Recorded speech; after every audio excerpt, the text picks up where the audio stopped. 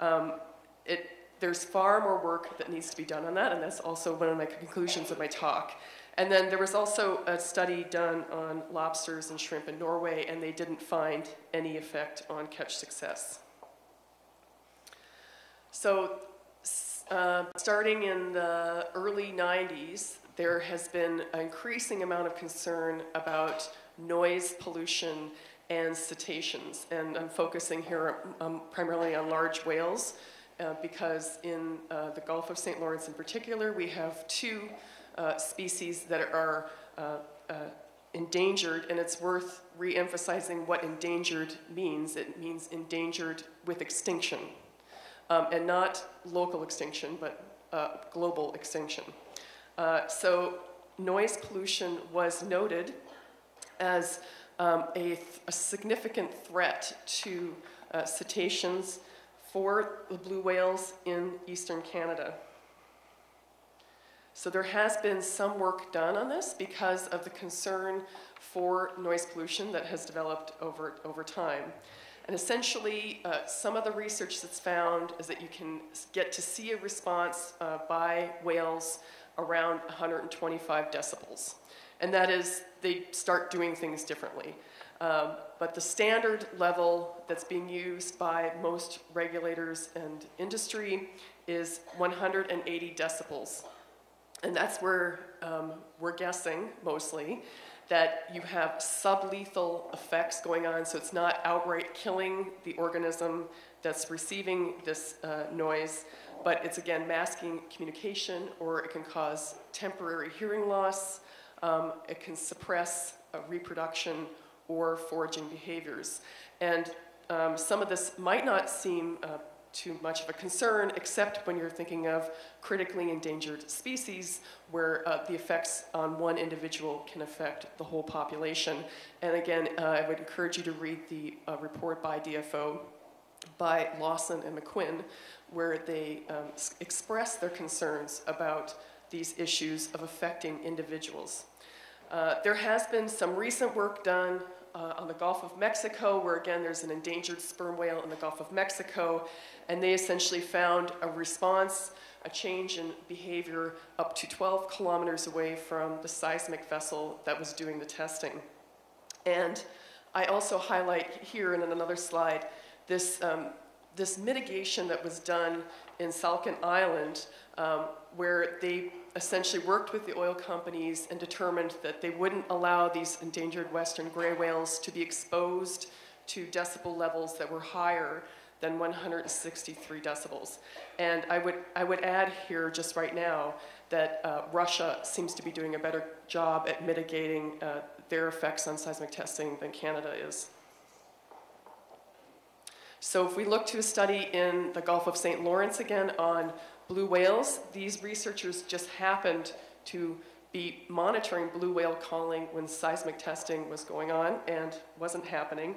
And essentially they found an increase in calling by blue whales, and this was quite unexpected.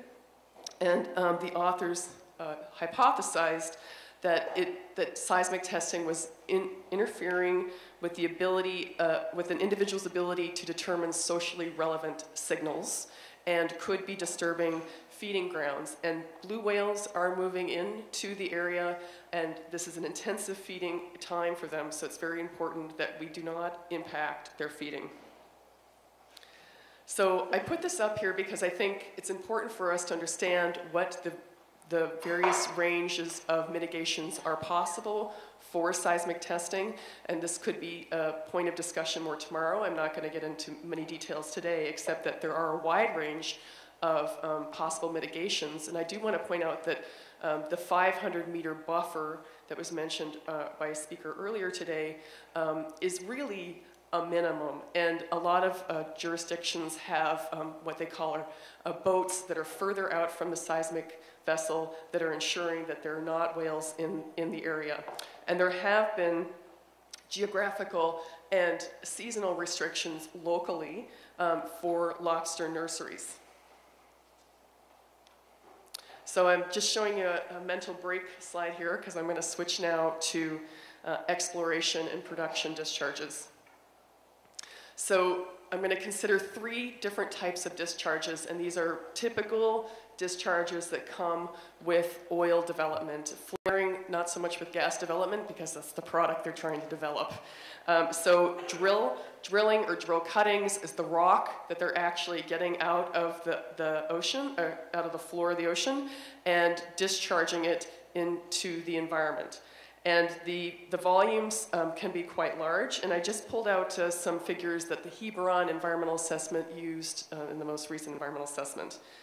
And produced water is the oily water that's either in with the oil when they extract the oil, or it's seawater that's injected into the formation to maintain pressure. But either way, they have to separate out the oil from the water before it discharges. And very large quantities of oil, of this oily water are discharged. And then gas flaring is the burning of gas. So I'm just, again, the literature is quite big here, so I'm really just concentrating on water-based drill cuttings for now. So I have a figure here where I have an example of one well that's been drilled, and on the right-hand side are multiple wells. There's been quite a bit of work done looking at the benthic community after you've discharged drill cuttings into the marine environment. And essentially what they found is a change in the diversity and abundance of that benthic community. But it's highly localized, so you essentially don't see much of an effect past 1,000 meters or 1 kilometer past the platform. Again, this is dependent on, though, local environments. So if you had an environment that didn't have much flushing going on, you might see a larger effect, and an estuary compared to an open ocean system.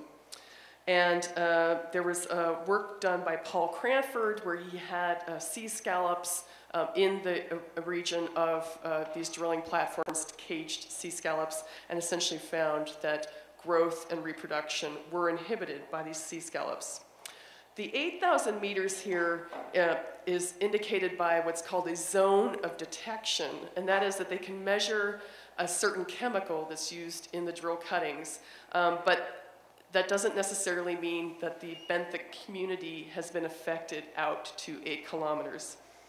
I think it's safe to conclude that the discharges from drill cuttings is fairly localized effect. However, if you get a development, you can have up to 50 wells drilled. So cumulatively, it could have a larger impact. I want to highlight one study in particular that shows that the effect of drill cuttings has had a larger, a wider range effect, and that's on seagrass. And this was done in the Gulf of Mexico, where they found that the drill cuttings affected the amount of seagrass up to and at least 3.7 kilometers from the drill site. And I'm highlighting seagrasses in particular because they are an important source for fish development and fish larvae.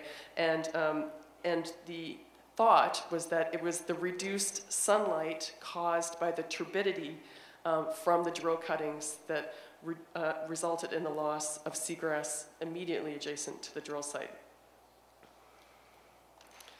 So produced water, there's been a lot of research done on produced water, and essentially you're getting this discharge that's usually discharged under the water, and so you have pollutants that are in the water column, and then pollutants that also settle to the sea floor after the discharge. And I have in the box here a highlight of the dilution of produced water as you move away from the platform. And essentially the industry is treating, getting as much oil as possible out of the produced water, and I will say that this has improved greatly over the last 20 years of how much oil they're getting out of the water. But they are still heavily relying on dilution by the receiving system as a way of getting rid of these pollutants. And so the oil content of produced water is also highly variable, dependent on the temperature and on the pressure, on the oil type, on the flow rate, and it's very difficult to characterize. But there's recent work that looked at produced water, so they took real produced water and looked at it, the effects of cod larvae in a lab setting. And so I'm highlighting this middle one here. And at 1% concentration, so that's about 100 meters away from a platform, they found that cod larvae experienced deformities and were not allowed to mature properly. And so that's again a very localized effect. So the larvae would have to be drifting into the region to experience that. I also want to highlight a very large study that's been done in the Gulf of Mexico, where they were really looking for these sublethal effects from produced water, and that is physiological stresses that would be experienced by fish in particular near and away from the platforms, and essentially they didn't find any. So the effects from produced water, primarily like drill cutting, seems to be very localized. With regards to fish, I want to highlight a concern of mine in particular, and that's the issue of oil sheens, which are produced by legal discharges of produced water. So the operator is meeting the guidelines of the discharges, but sheens are still occurring on the water surface. And I'm starting off here with a graph from Newfoundland, where the x-axis is the winter vulnerability for oil for these birds. And these acronyms here are different species of birds. And then on the y-axis is an oiling rate. So these data are from beached bird surveys, where people were regularly going along beaches and looking for birds and oiled birds and noting which species had oil on them and which didn't.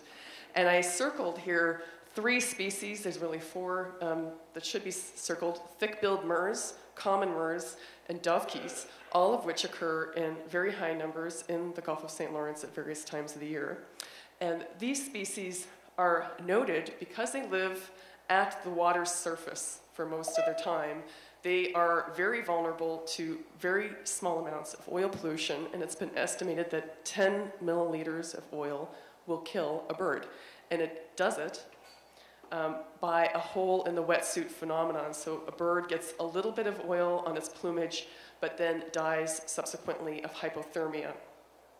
So I have 3 figures here. They're from Important Bird Areas Canada that are essentially just highlighting the colonies that are in the Gulf of St. Lawrence, and you'll note that razorbills, which are also highly vulnerable to oil pollution, common eiders and common murres, all have colonies here of global concern in the Gulf of St. Lawrence, and all of these birds are highly vulnerable to oil pollution.